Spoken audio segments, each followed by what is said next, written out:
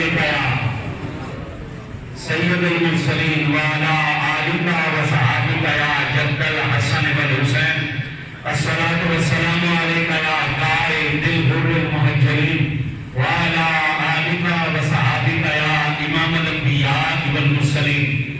انتہائی قابل تکریم حضرات محترم، قرآن مجید فرقان حمید کی ایک آیہ مبارکہ کا مختصر سا حصہ آپ کے سامنے تلاوت کیا ہے۔ دعا ہے اللہ رب العزت حق بیان کرنے کی توفیق عطا فرمائے، اللہ حق سن کر سمجھ کر عمل کی توفیق عطا فرمائے۔ پچھلے جمعہ مبارک جہاں سے گفتگو کو چھوڑا تھا وہیں سے آغاز کریں گے۔ حضرت سیدنا ابراہیم علیہ السلام نے اللہ کی رضا کے لیے حضرت حاجرہ اور حضرت اسماعیل کو اس وادی غیر ذی ذرن میں چھوڑ دیا، اللہ تعالیٰ کے سپرد کیا، رات گزاری اور صبح سحر کے قریب جب آپ چلنے لگے تو حضرت حاجرہ نے دیکھا کہ ابراہیم علیہ السلام نے بات بھی کوئی نہیں کی اور خاموشی سے چل پڑے ہیں۔ تو انہوں نے، قرآن کہتا ہے، آگے بڑھ کر ان کا دامن پکڑا اور دامن پکڑ کر کہا کہ ہمیں کیوں چھوڑے جاتے ہو؟ آپ نے کوئی جواب نہ دیا۔ حضرت حاجرہ نے پھر پکار کر کہا کہ اگر کوئی ہماری خطا ہے تو ہمارا قصور بتلا دو، ہماری کوئی غلطی بتلا دو۔ آپ نے پھر کوئی جواب نہ دیا۔ اب حضرت حاجرہ نے یہ سوچا کہ نبی ہے، اللہ کا رسول ہے، ظلم تو کر نہیں سکتا، ظلم تو کر نہیں سکتا، کہیں اللہ کا حکم نہ ہو۔ تو پکار کر کہا کہ اے ابراہیم، کہیں یہ اللہ کا حکم تو نہیں ہے؟ تو آپ نے جواب میں ارشاد فرمایا نعم، ہاں یہ اللہ کا حکم ہے۔ اب حضرت حاجرہ کا توکل دیکھیے، حضرت حاجرہ نے کیا کہا؟ انہوں نے کہا اچھا اگر یہ اللہ کا حکم ہے تو پھر تم خدا کے سپرد، ہمیں یقین ہے کہ ہمارا رب ہمیں ضائع نہیں ہونے دے گا، ہمیں یقین ہے ہمارا رب ہمیں ضائع نہیں ہونے دے گا۔ یہ فرما کر حضرت حاجرہ نے، حضرت ابراہیم چل پڑے اور جب پہاڑ کی پشت پر آئے تو شفقت فطری سے آنسو نکلنے لگے۔ ایک بیٹا ہے، حضرت سارہ سے شادی کی تو اولاد نہیں تھی، پھر حضرت حاجرہ سے شادی کی تو ایک بیٹا ہوا اور بڑھاپے میں ہوا، بڑھاپے میں ایک بیٹا۔ جس بندے کا بڑھاپے میں بیٹا ہو جائے نا، پھر جو اس کے لاڈ ہوتے ہیں وہ بڑے بے غالے ہوتے ہیں۔ پھر اس بیٹے کی آسائش پوری کی اور وہ دنیا جہان کی سب چیزوں سے وہ محبت اس سے زیادہ ہوتی ہے، سب سے پیارا ہوتا ہے۔ یہ عام لوگوں کا معاملہ ہے۔ ہمارے ایک دوست ہے، وہ ایک مرتبہ جدہ ان کے گھر گئے تو ہمارے دوست تھے، وہ بنوا رہے تھے، اس کے گھر میں بوریاں پڑی تھی کھلونوں کی۔ انہوں نے اس سے پوچھا کہ تم کوئی کاروبار کرتے ہو؟ اس نے کہا نہیں، کاروبار نہیں کرتا ہوں۔ اور کہا پھر یہ کھلونوں کی بوریاں کیوں بڑی؟ اس نے کہا اللہ نے آخری عمر میں مجھے بیٹا دیا، آخری عمر میں جب یہاں سے سال 2 سال بعد جاتا ہوں نا تو اپنے بیٹے کے لیے بوریاں کھلونوں کی بھر کے یہاں سے بک کروا دیتا ہوں، کیونکہ ویسے تو جہاز میں نہیں جا سکتی، اس لیے بک کروا دیتا ہوں کہ میرے بیٹے کے دل میں خواہش پیدا بھی نہ ہو اور میں اس کی ضرورتیں پہلے پوری کروں۔ آخری عمر میں جو اولاد نصیب ہو جائے نا وہ بڑی پیاری ہوتی ہے، اور باپ کی عمر زیادہ ہو اور بچوں کی عمر چھوٹی ہو تو پھر وہ جو ایک رشتے کی مٹھاس ہوتی ہے نا وہ کچھ اور ہوتی ہے۔ میرا اپنا بیٹا بڑا، یہ اب 7 تاریخ کو 5 سال کا ہوگا، میں اس کے لیے ایک ہی دعا اللہ سے کرتا ہوں کہ یا اللہ تو اسے اپنے دوستوں میں شامل کر۔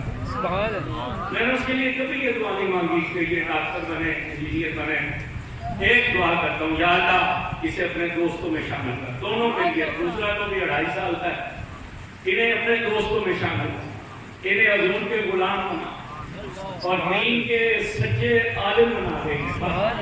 میں ان کے لیے یہی دعا مانگتا ہوں۔ تو بیٹا جو آخری عمر میں ہو بڑا پیارا، اب ایک ہی بیٹا ہے، رو پڑے ابراہیم، اور جب روئے تو پھر اپنے مولا کے سامنے اور ہاتھ اٹھا کر کہا ربنا انی اسکنت من ذریتی، اے اللہ میں نے اپنی اولاد کو اس وادی میں آباد کیا ہے، بواد غیر ذی زرع عند بیتک المحرم، ایسی جگہ آباد کی ہے جہاں کھیتی نہیں ہوتی ہے، ویرانے میں آباد کرتے جہاں دن کے وقت میں وحشت ہوتی ہے۔ کبھی پہاڑوں میں اکیلے ہو جائے نا اور چاروں طرف پہاڑوں بندہ نہ ہو تو دل میں بھی وحشت آتی ہے۔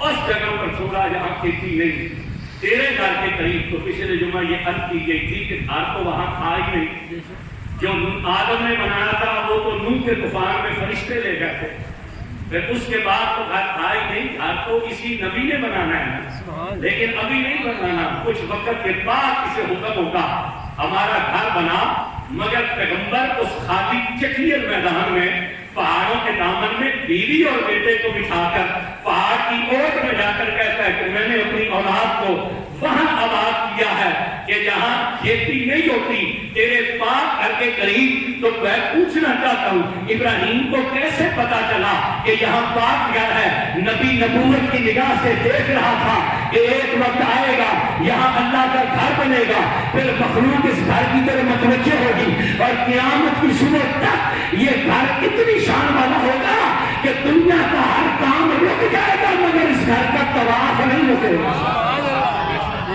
24 گھنٹوں میں خانے کعبے کا طواف صرف جماعت کے وقت ہوتا ہے، جب جماعت کھڑی ہوتی ہے نا، امام اللہ اکبر کہتا ہے تو طواف ہوتا ہے، ورنہ اس کے علاوہ 24 گھنٹے کعبے کا طواف نہیں ہوتا۔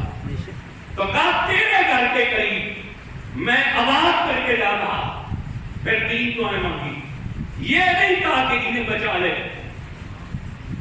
اگر یہاں کوئی درندہ انہیں نہیں مارے گا تو انہوں نے بھوک پیاس سے مر جانا ہے، کہ جہاں پانی نہیں، آبادی نہیں۔ پیغمبر نے یہ نہیں کہا انہیں بچا لے، کیا کہا ربنا لیقیموا الصلاۃ، اے میرے رب تو انہیں نمازی بنا دے۔ ہمیں سبق دیا کہ اولاد کے لیے سب سے اچھی اور پہلی دعا یہ کیا کرو کہ یا اللہ میرے بچوں کو نمازی بنا دے۔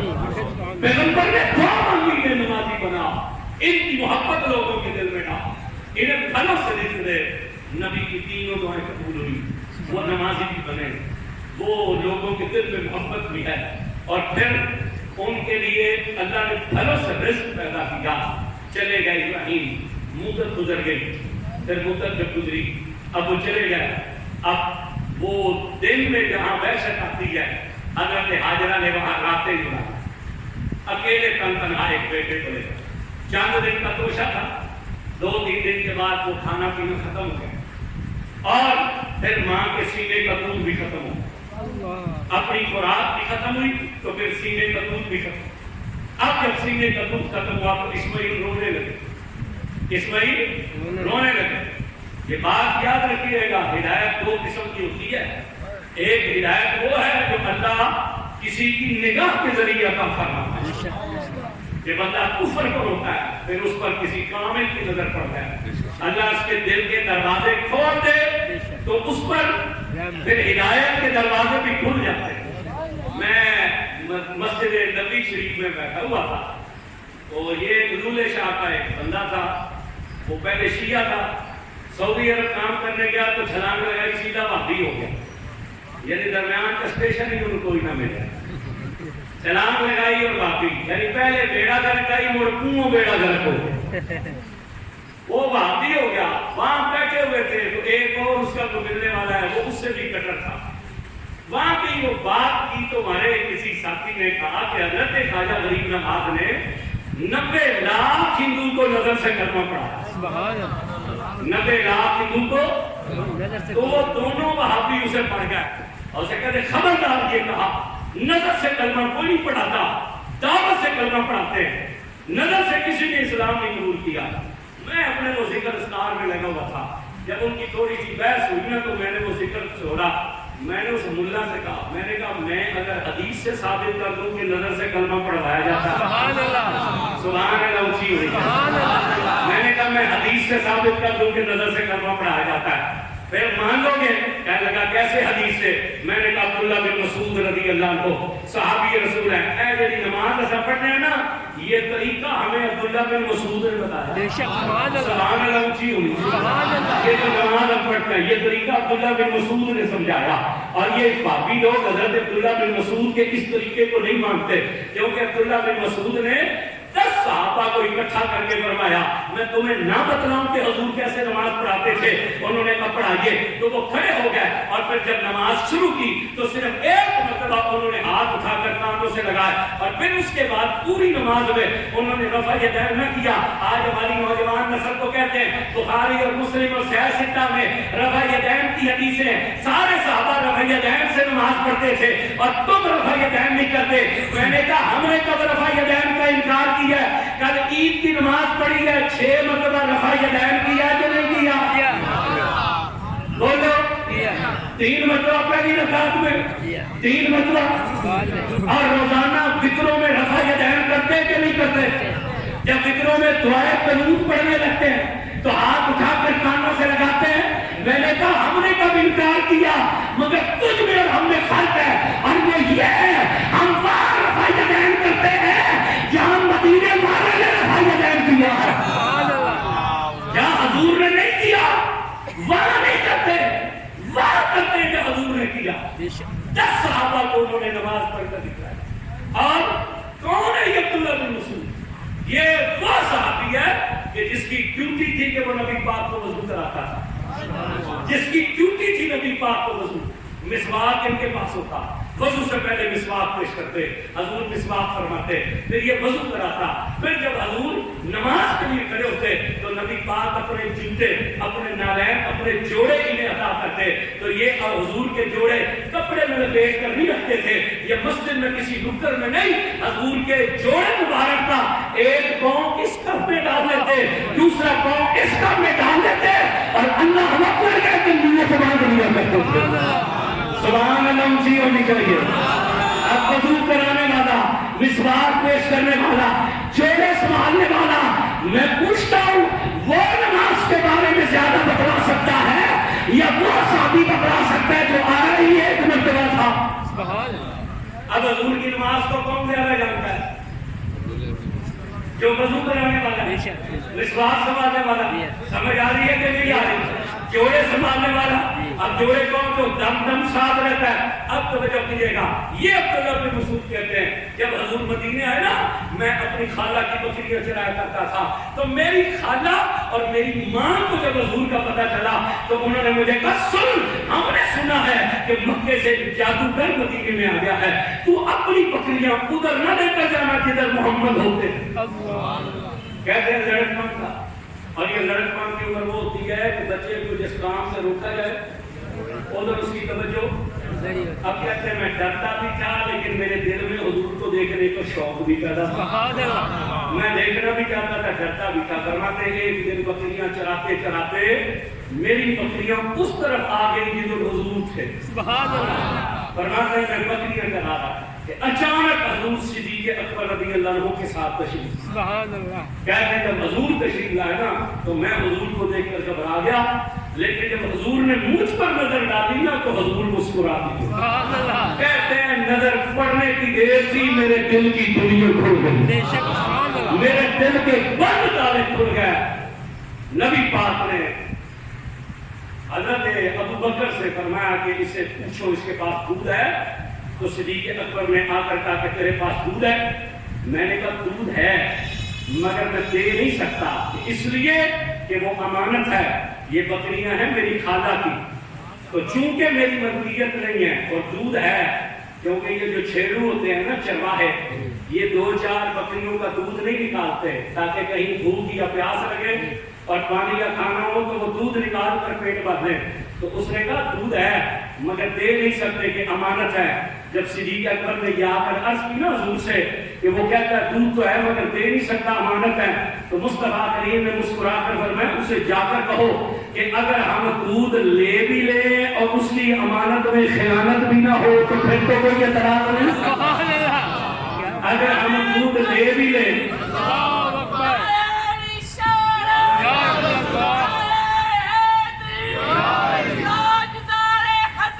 زندہ باد زندہ باد زندہ باد زندہ لبیک یا رسول اللہ, لبیک لبیک لبیک یا رسول اللہ.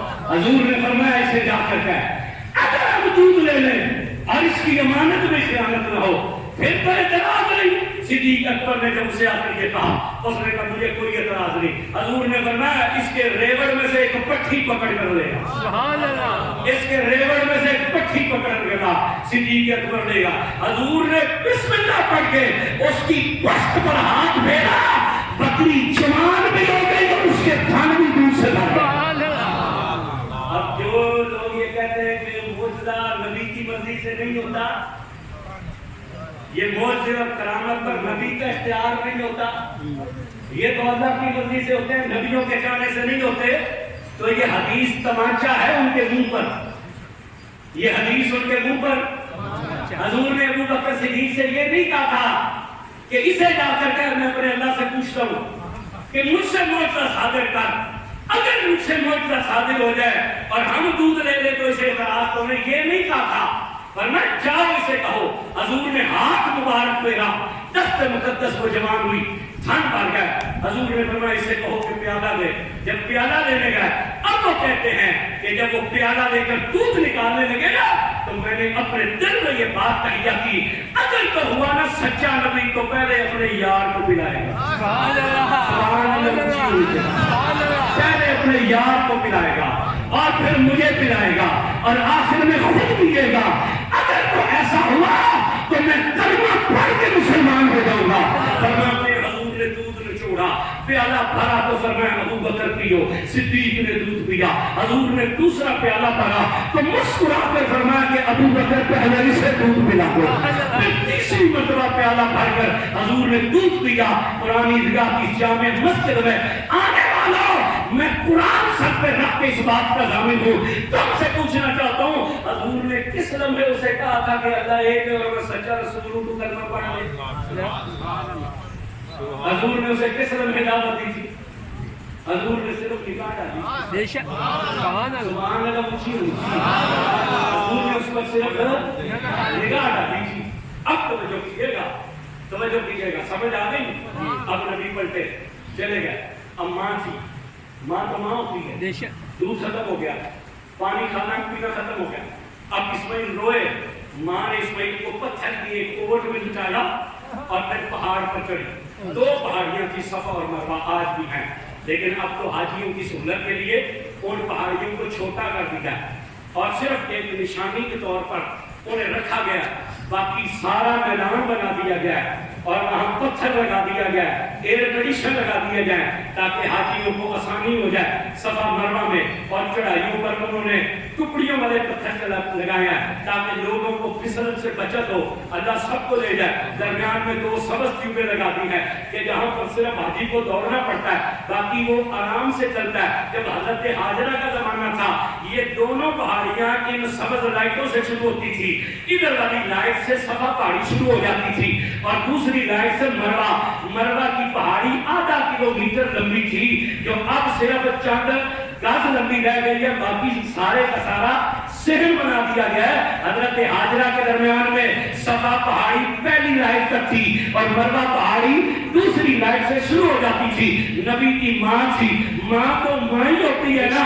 آج تو اولاد ماں کی قدر نہیں کرتی نا, آج تو اولاد ماں کو پیچھ کرتی ہے اور ان کے دل توڑ دیتی ہے اور ماں کے ساتھ تو سلوک کرتی ہے. یہ تو خدا کو پتہ ہے نا, مگر توجہ کیجیے یہ ماں ہے. جب بیٹے کو روتا ہوا دیکھا, ماں سے برداشت نہ ہوا, ماں دوڑ کر پہاڑ پر چڑھی, چاروں طرف نظر دوڑائی, کوئی قافلہ نظر آ جائے, کوئی گھر نظر آ جائے, کہیں پرندوں کا جھمگٹا نظر آ جائے. اس لیے کہ صحراؤں اور ویرانوں میں جہاں پانی ہوتا ہے وہاں پرندے ہوتے ہیں, مگر ماں کو کچھ نظر نہ آیا. روتے ہوئے ہاجرہ نے پلٹ کر اسماعیل کی طرف دیکھا, آنکھوں سے موٹے موٹے آنسو تھے, روتی ہوئی پہاڑ سے نیچے اتری. اور یہ جو ٹیوبوں والی جگہ ہے, یہاں پر اس زمانے میں صحن تھا. جب زمین پر آئی تو اسماعیل نظر نہ آیا تو ماں دوڑنے لگی, دوڑ کر دوسری پہاڑی پر چڑھی, پھر چاروں طرف نظر دوڑائی مگر نظر نہ آیا. 7 چکر حضرت ہاجرہ نے صفا سے مروہ, مروہ سے صفا کی طرف لگائے. جو 7ویں چکر میں مروہ کی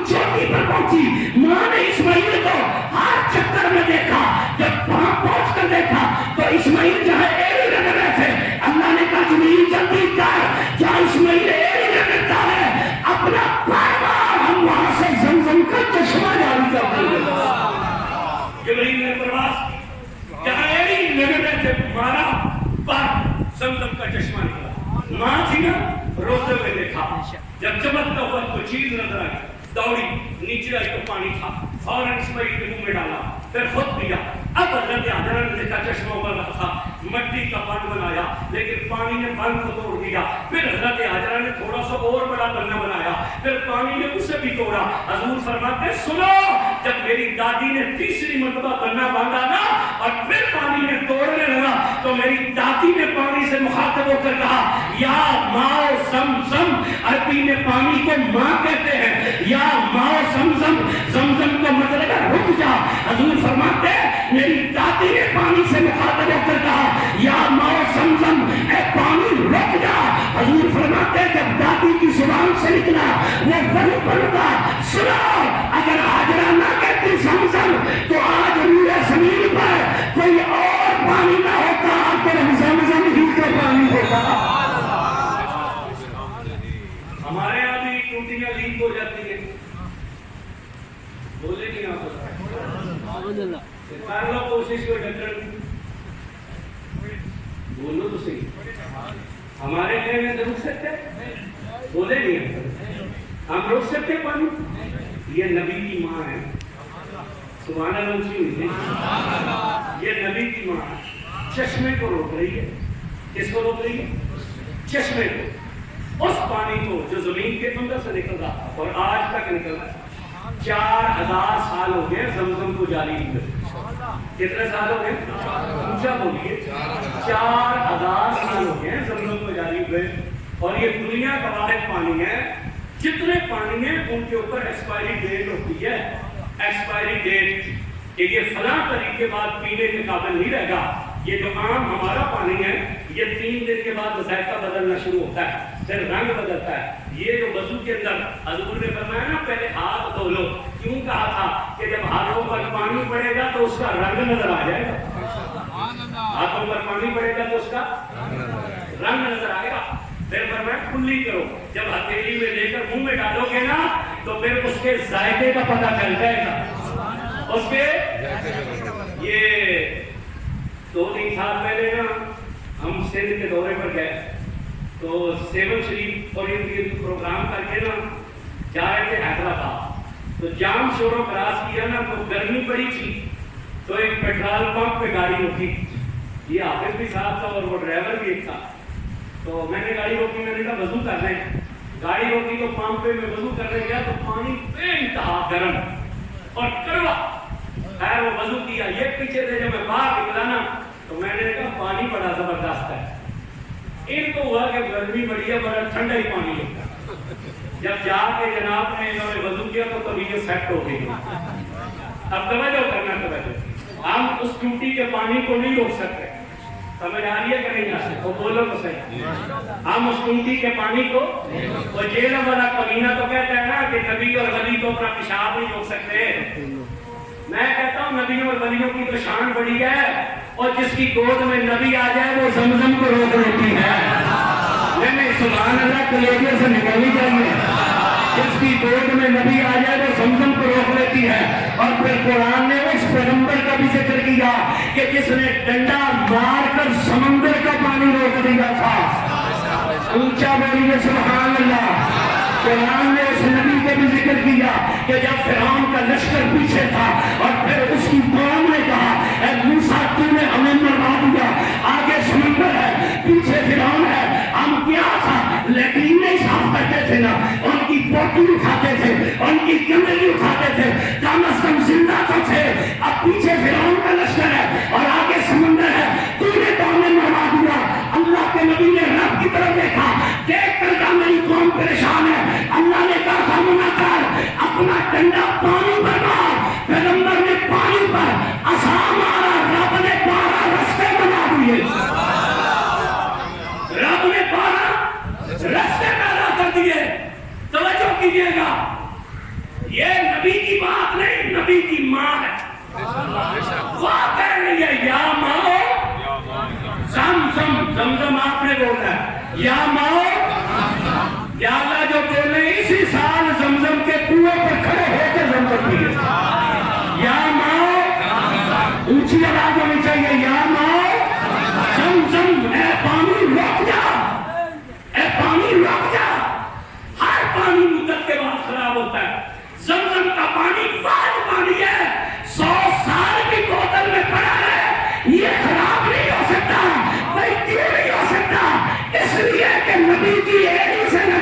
جبریل کے پر سے لگا ہے، نبی کی ایڑی سے لگا اور جبریل کے اونچا بولیے، نبی کی ایڑی سے لگا اور جبریل کے تو جو پانی نبی کی ایڑی اور جبریل کے پر سے لگے وہ تو قیامت کی صبح تک خراب نہیں ہو سکتا۔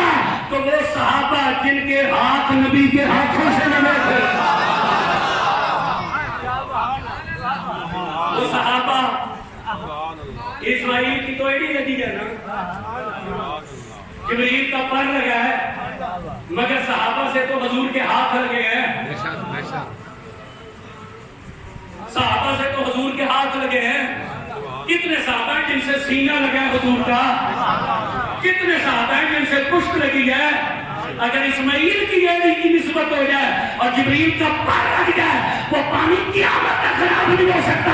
تو جنہیں نبی نے ہاتھ میں ہاتھ لے کر کلمہ پڑھایا تھا نبی کے، تو صحابہ کیسے خراب ہو سکتے ہیں؟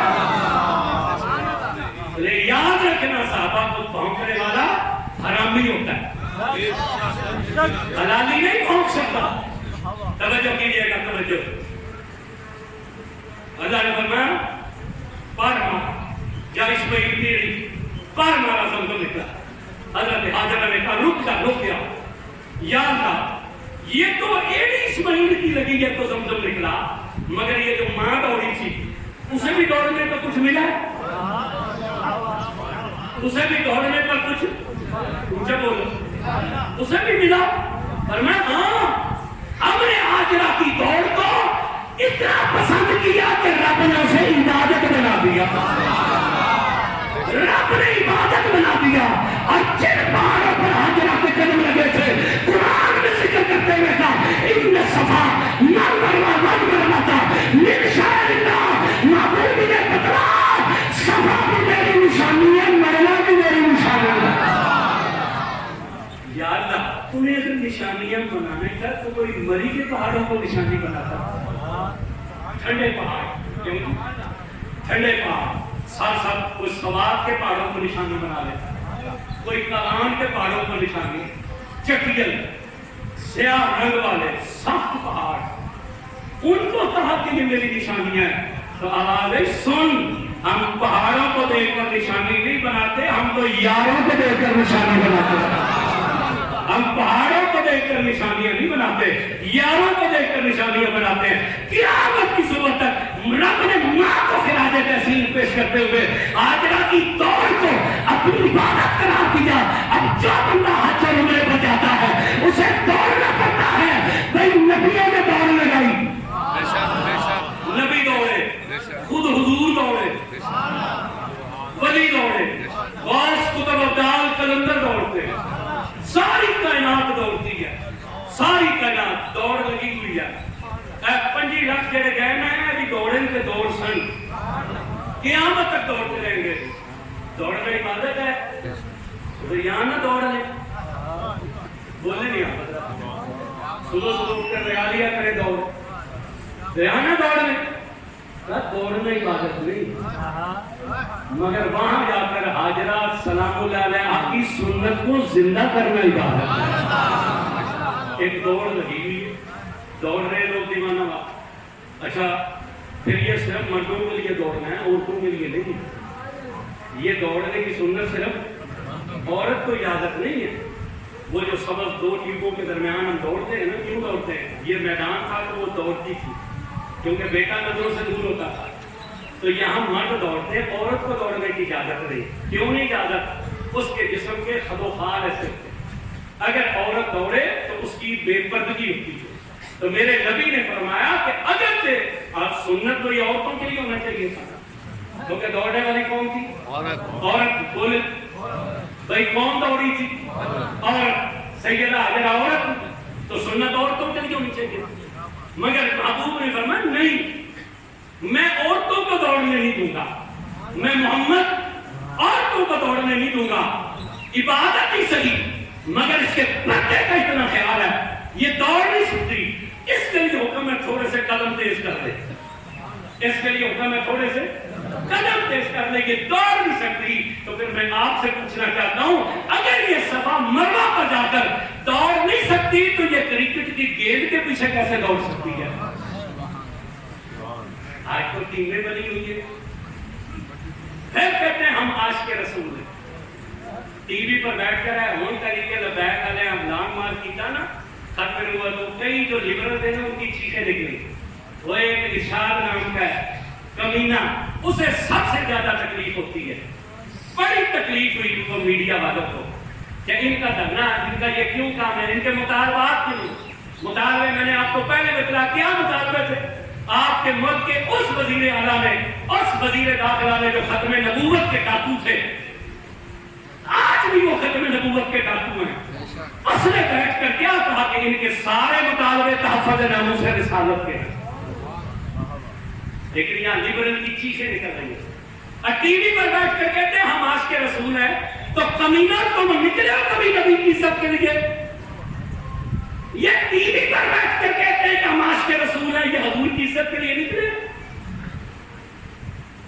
یہ کبھی حضور کی عزت کے لیے نہیں نکلے. صرف تکلیف یہ ہے کہ حضور کے غلام کی حضور کے لیے نکل رہے ہیں. توجہ کیجئے گا, سنت تو عورتوں کی, اگر یہ عاشق ہوتے یہ عورتوں کی ٹیمیں نہ بناتے تو جو عورت صفا مروا نہ کر نہیں دوڑ سکتی وہ کرکٹ کی گیند کے نیچے ویسے دوڑتی ہے. اور یہ بغیرت میڈیا پاکستان کا, یہ پچھلے وہ میں اب تو ٹی وی ہم دیکھتے ہی نہیں, پیچھے 3-4 سال پہلے وہ ایک مشہوری بنی ہوئی تھی کہ وہ ایک لڑکی نے کالج کی ٹیم میں حصہ لے لیا تو باپ ناراض ہو گیا, ماں نہ رلی ہوئی سی, یہ رلیاں ہوتی ہیں. تسا بالکل نہ بولنا, تسا گھر بھی جانا. یہ رلیاں ہوتی ہیں, سمجھ آ رہی ہے کہ نہیں آ رہی؟ ہاں, یہ جو ہوتے ہیں نا نکل گئی پرانے بیچ کو رلیا ہوگا, اور زیادہ تر یہ ماں شامل ہوتی ہے اس کام میں. ہمارا تجربہ ہے, ہمارے پاس لوگ آتے ہیں, یہ رلیاں ہوتی ہیں, وہ ماں رلی ہوئی سی نال, باپ ناراض ہو گیا, بولنا چھوڑ دیا, اس نے باپ کی پرواہ نہیں کی. اس نے باپ کی پرواہ, وہ کرکٹ میں کامیاب ہو گئی, اس کا نام آ گیا. پھر وہ ٹی وی پر جب نام آیا نا تو محلہ مبارک باتیں دینے آیا. اب وہ باپ کو ذلیل ہوتے ہوئے دکھا کہ جب وہ نام نکلا تو پھر ابا جی بھی آنسو خوشی کے آ گیا. قوم کو شعور کیا دیا جا رہا ہے کہ ماں باپ راضی ہو یا نہ ہو, ان کی پرواہ نہ کرو, تم آگے بڑھنے کی سوچو. ان لوگوں نے ترقی یہی سوچی ہوئی ہے. اور ایک بڑی اچھی سی ٹی وی پہ 2 دن کے اندر اس کے انٹرویو کا جو تھا نا 2 کروڑ روپے ہو گئے. وہ ایک ٹی وی والوں نے کہا, وہ مشہور ہو گئی نا, وہ ایک ٹی وی والوں نے انٹرویو کے لیے کہا لینا چاہا, انہوں نے کہا 2 کروڑ دیں گے تو انٹرویو دیں گے. اس ملک میں ناچنے والوں کی قدر ہے. اس ملک میں کنجریوں کے ناموں پر سڑکوں کے نام رکھے جاتے ہیں. اس ملک میں ناچنے والوں کی قدر ہے. اس ملک میں علماء کی قدر نہیں. اس ملک میں دین کی خدمت کرنے والوں کی قدر نہیں ہے, اور ہم بھی نہیں کرتے ہیں. ہاں, ہم بھی نہیں کرتے ہیں. یہ قدر نہیں ہے, یا صرف ناچنے والیوں کی قدر ہے. توجہ کرنا, باتیں تو تلخ ہیں, اب عرض کرنا کیا چاہتے تھے. اور یہ بات بھی یاد رکھنا, یہ کسی مفتی کے پاس جانے کی ضرورت نہیں ہوتی. ایک ہدایت فطری ہوتی ہے. اللہ تعالیٰ نے ہر بندے کی فطرت میں ہدایت رکھی ہے. یہ جب بچہ دنیا میں پیدا ہوتا ہے نا تو یہ عمل سیکھ کر آتا ہے کہ ماں کا دودھ اس نے پینا کیسے ہے. انہوں کو چگنا نہیں سکھانا, چگنا ہی آندے ہو نا. اور جڑا ماں کا دودھ چگتا ہے نا انہوں بات کوئی نہیں سکھانا, اور رب اسے سکھلا کر بھیجتا ہے. جسے بولنا بھی نہیں آتا, ماں کا دودھ پینا اسے بھی سکھلا کر بھیجتا. سمجھ آ رہی ہے کہ یہ ہدایت فطرت ہدایتی ہے, ہدایت فطری ہے. یہ مرغی ہوتی ہے نا, مرغی اڑک ہو جاتی ہے. شہر میں انتا نہیں پتا, جیسے تُسا جٹ بندے ہو تو ہمیں پتا ہے. اڑک ہو جاتی ہے نا, احتجاج کرتی ہے, جب انڈے نہیں دینے اب انڈے مجھے دو. بولے میرے چوکنے میں والا تُسا میں انڈے مجھے دو, انڈے مجھے دو. کہتی ہے نا رکھو انڈے میں, رکھے جاتے ہیں نا انڈے. مرغی کے انڈے اس کے نیچے رکھے جاتے ہیں. اور اگر بطخ کے بچے پیدا ہو کرنے ہو تو بطخ انڈوں پر نہیں بیٹھتی, وہ پانی میں جاتی ہے. وہ پانی کے بغیر نہیں رہ سکتی. بطخ کے بچے پیدا کرنے کے لیے اس کے مرغی کے نیچے رکھے گا. مرغی کے انڈے بھی اور بطخ کے انڈے بھی 21 دن وہ بیٹھ کر اپنے سینے کی حدت دیتی ہے اسے. 21 دن تک سینے کی گرمائش دیتی ہے. اور سینے کی گرمی سے کیا ہوتا ہے؟ مردے میں سے زندہ پیدا ہو جاتا ہے. سبحان اللہ. اس مرغی کے سینے کی حدت سے مردے سے زندہ، بولے نہیں، مردے سے زندہ. اور دنیا میں جتنے بھی یہ پرندے ہیں نا جو انڈے دیتے ہیں وہ اپنے بچوں کو سینکتے ہیں، مگر دنیا میں ایک جانور وہ بھی ہے وہ سینکتا نہیں ہے، وہ صرف نظر انڈے پر رکھتا ہے. وہ صرف نظر انڈے پر رکھتا ہے اور اس کی نظر کی توجہ سے بچہ پیدا ہوتا ہے. میں پوچھتا ہوں مرغی 21 دن سینے سے لگا کر توجہ ڈالے تو مردے میں سے زندہ پیدا ہوتا ہے. تو جس پر سید علی حجویری نظر ڈال دے، جس پر محمد سلطان باہو توجہ کی نظر ڈالے، جس پر غریب نواز توجہ کی نظر ڈالے اور جسے حضور مسکرا کر دیکھ لے، وہاں مردہ دل میں ایمان کیسے نہیں پیدا ہوگا؟ وہ جب بچے پیدا ہوتے ہیں نا 21 دن بعد تو مرغی کے انڈے میں سے مرغی کا بچہ اور بطخ کے انڈے میں سے بطخ کا انڈا. تو بطخ کے بچے نے بطخ اپنی ماں دیکھی نہیں ہوتی. بطخ کے بچے نے ماں دیکھی نہیں تو مالک کھڈے میں رکھتا ہے. جب بچے تھوڑے سے بڑے ہو جاتے ہیں، جب وہ سمجھتا ہے کہ اب اسے چیل نہیں اٹھا سکتی اور اگر آئی تو یہ اپنے آپ کو بچا لے گا، پھر وہ گھر کا دروازہ کھولتا ہے تو دروازے میں سے مرغی کے بچے بھی نکلتے ہیں اور بطخ کے بچے. لیکن جب سامنے چھپڑ آتا ہے نا تو مرغی کا بچہ رک جاتا ہے مگر بطخ کا بچہ چھلانگ لگا دیتا ہے. یہ بطخ کا بچہ جو تیرنے لگ جاتا ہے، یہ کون ہے جس نے اسے تیرنا سکھایا ہوا ہے؟ کون ہے جس نے مرغی کے بچے کے پاؤں روک دیے اور بطخ کے بچے نے چھلانگ لگا دی؟ یہ فطرتی ہدایت ہوتی ہے. حضرت عابس رضی اللہ عنہ یہ رسول اللہ کے صحابی ہے، وہ نبی پاک سے کی خدمت میں حضور ہوئے تو دور ہو کر گئے. حضور نے انہیں فرمایا قریب آ. وہ حضرت عابس قریب ہو گئے. حضور نے فرمایا اور قریب ہو جا. وہ اور قریب ہو گیا. حضور نے تیسری مرتبہ فرمایا اور قریب ہو جا، یہاں تک کہ ان اتنا قریب ہوئے تو ان کے گھٹنے رسول اللہ کے گھٹنوں سے لگ گئے. انہوں نے کہا میں کتنا نصیب والا کہ میرے گھٹنے آپ کے مبارک گھٹنوں سے. اب حضور نے مجھے فرمایا تم کچھ پوچھنے کے لیے آئے؟ تم کچھ پوچھنے کے لیے آئے؟ انہوں نے کہا جی یا رسول اللہ. تو مسکرا کر حضور نے فرمایا کہ ایسا نہ کریں کہ سوال بھی ہم بتلا دیں اور جواب بھی ہم بتلا دیں. نہیں سبحان اللہ، یہاں سے نکلنی چاہیے. حضور نے فرمایا ایسا نہ کریں، سوال بھی ہم بتلا دیں اور جواب بھی. انہوں نے کہا میرے ماں باپ آپ کو قربان ایسا ہو جائے پھر تو یہ بڑے ہی مزے کی بات ہے اور بڑی برکت والا معاملہ. تو مسکرا کر حضور نے کہا تو یہ پوچھنے آیا تھا کہ یا رسول اللہ خیر کیا ہے اور شر کیا ہے؟ خیر کیا ہے، شر کیا ہے؟ انہوں نے کہا بالکل یہی پوچھنا تھا. اب حضور نے اسے فرمایا یہ جواب ہم تجھے عطا کریں یا تیرے اندر سے اس کا جواب آ جائے؟ یہ جواب ہم تجھے بتلائیں گے تیرے اندر سے جواب آئے. وہ قدموں میں گرے. انہوں نے کہا میرے ماں باپ آپ پر قربان، اگر جواب خود سے ملتا تو آپ کی خدمت میں کیوں آتا؟ جب اتنا تھا یہ تین انگلیاں حضور نے یوں کھولی اور کھول کر ماری ان کے دل پر اور دل پر مار کر کہا اے واپس اپنے دل کی طرف توجہ کر، تیرے اندر ایک مفتی ہے جو تجھے بتا دیتا ہے کہ تم نے خیر والا کام کیا ہے یا شر والا کام کیا ہے. ہر بندے کے اندر ایک مفتی بیٹھا ہوا، باپ سے پوچھنے کی ضرورت نہیں پڑتی، وہ بتلا دیتا ہے کہ یہ کام ٹھیک کیا یا غلط کیا. یہ فطرت کی طرف سے ہدایت ہوتی ہے. توجہ کیجیے گا جو بات عرض کر رہے تھے.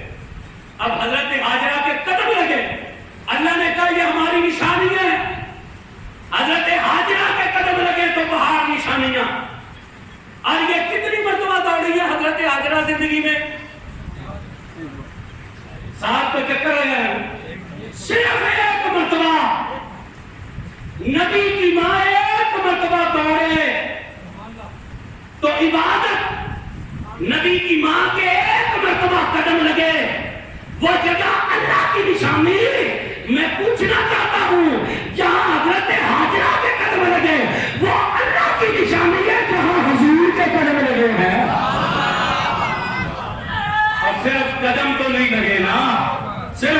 کو نہیں، وہاں حضور خود آرام فرما ہے، جہاں حضور جلوہ فرما ہے۔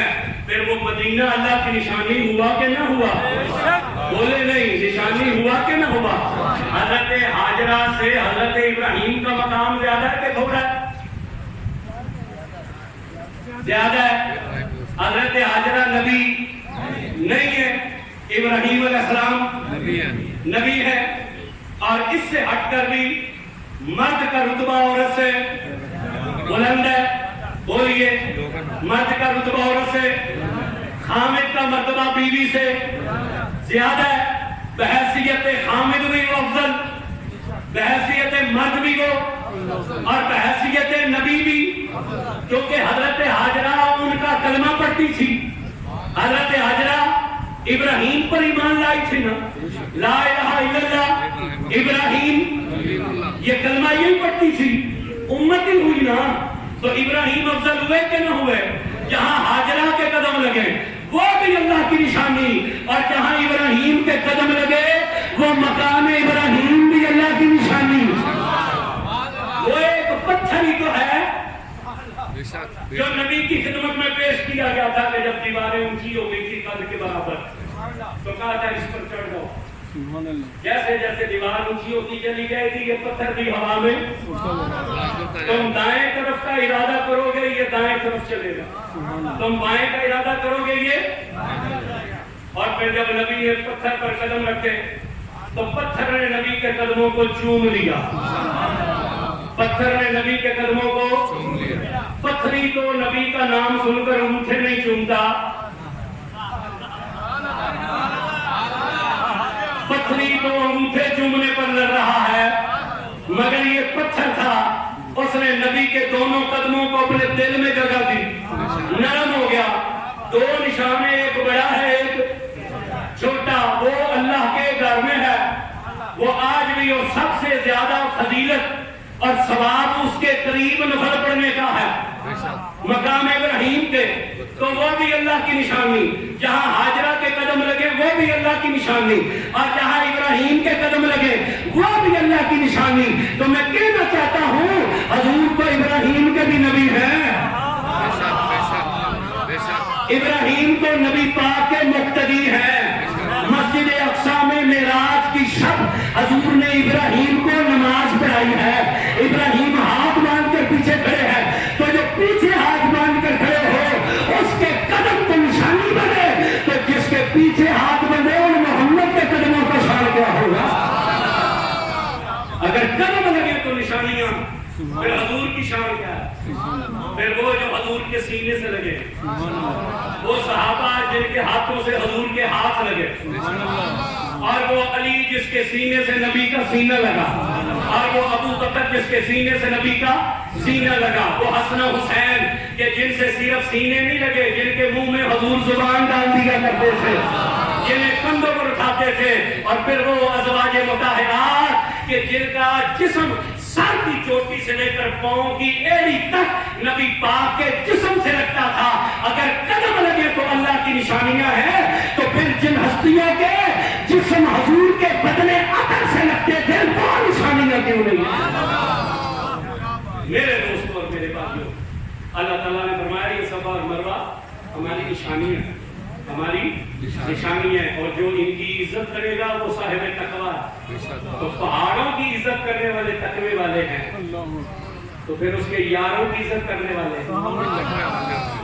تو جو رب پہاڑوں کی توہین برداشت نہیں کرتا، لیکن آج المیہ کیا ہے، بس آپ بھی ایک سی بات سنیں، یہ پچھلے دنوں میں ایک عربی نوجوان نے خانے کعبے میں آ کر کعبے کے غلاف پر شراب پھینکی، وہ ویڈیو ہے نیٹ پہ، میں نے 2 دن پہلے وہ واقعہ دیکھا۔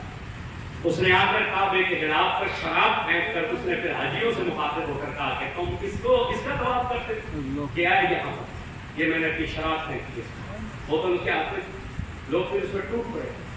تو وہ ایک رپورٹ برطانیہ نے شائع کی تھی، اور نے کہا اس وقت جب سے یہ سعودی حکومت آئی ہے 15 لاکھ کے قریب ایسے لوگ ہیں کہ جو اللہ کی ذات پر اعتراض کر رہے ہیں، جو قرآن پر سوال کر رہے ہیں۔ کیوں؟ جب وہاں ان کے مولویوں نے پٹی یہ پڑھائی تھی کہ کسی چیز کی تعظیم جائز نہیں ہے، جب پٹی یہ پڑھائی جائے کہ کسی چیز کی تعظیم جائز نہیں ہے، انگوٹھے چومو تو شرک، قبر پر دعا مانگ لو تو شرک، ختم شریف پڑھ دو تو شرک، یہاں بھی لوگ لگے ہوئے ہیں نا یہی پٹیاں پڑھانے، نبی پاک پر کھڑے ہو کر سلام پڑھنا شرک، کئی ہاتھ پیچھے باندھ رہے تھے۔ تو جب پٹی یہ پڑھائی گئی تھی، جب ان کے دل میں یہی ڈالا گیا کہ کسی کی تعظیم نہیں کرنی تو وہ کعبے کی تعظیم کیوں کریں گے؟ ہم یہاں پر چارپائی کے پاؤں کعبے کی طرف نہیں کرتے ہیں، اونچا بولو۔ اگر ہمیں اپنے گھروں میں چارپائیاں کھڑی بھی کرنی ہو نا لمبائی میں، جب بھی ہم پائیں کعبے کی طرف نہیں کرتے، ہم تو کسی کو سونے نہیں دیتے، اور وہاں جب لوگوں کو یہی سکھایا بدت بدت بدت، آج وہاں پر لوگ جب کعبے کھلے میں قرآن پڑھ رہے ہوتے ہیں یا روزہ رسول پر ہوتے ہیں اور وہ لیٹنے کا ارادہ کرے تو وہ ٹانگے یا نبی کے روزے کی طرف کر لیتے ہیں یا کعبے کی طرف کر لیتے ہیں۔ جب یہی سکھایا جائے کہ کوئی ادب کی ضرورت نہیں ہے، کعبے کی طرف پورے جتنے عربی ہیں وہ ٹانگے کر کے لیٹ جاتے ہیں، کعبے کے اندر سامنے خانہ کعبہ ہوتا ہے وہ ٹانگے کعبے کی طرف کر لیتے ہیں۔ اور جب قرآن کیچ ہو رہا ہو، جوتیوں میں پڑا ہوا قرآن دیکھا اپنی آنکھوں سے، نماز میں قرآن کھول کر کھڑے ہو جاتے ہیں، جب سجدے میں جاتے ہیں کھلا ہوا قرآن الٹا کر کے فرش میں رکھتے تھے۔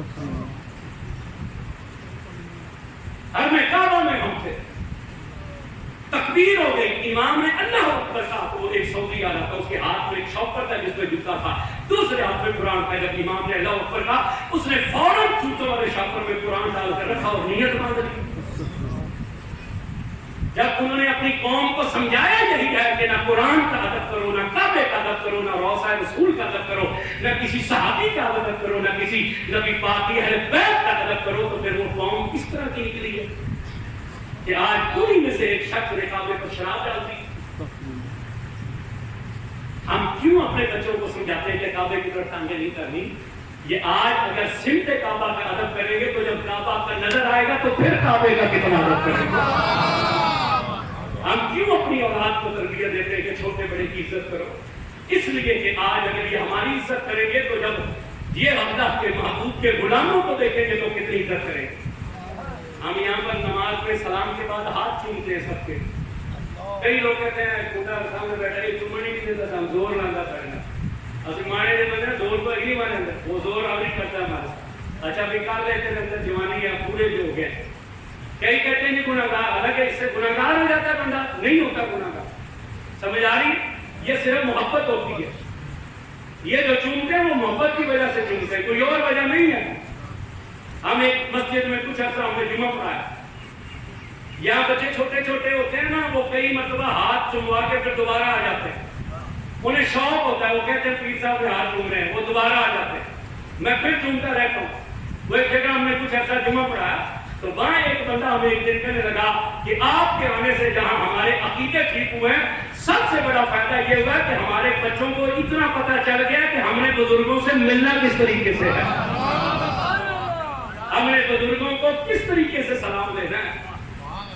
بس آخری ایک جملہ میں کہنا چاہتا ہوں، وہ قدم لگے اور نکلا گیا زمزم، بولیے نبی کی ایڑی لگی تو نکلا گیا، اونچا بولیے ذرا۔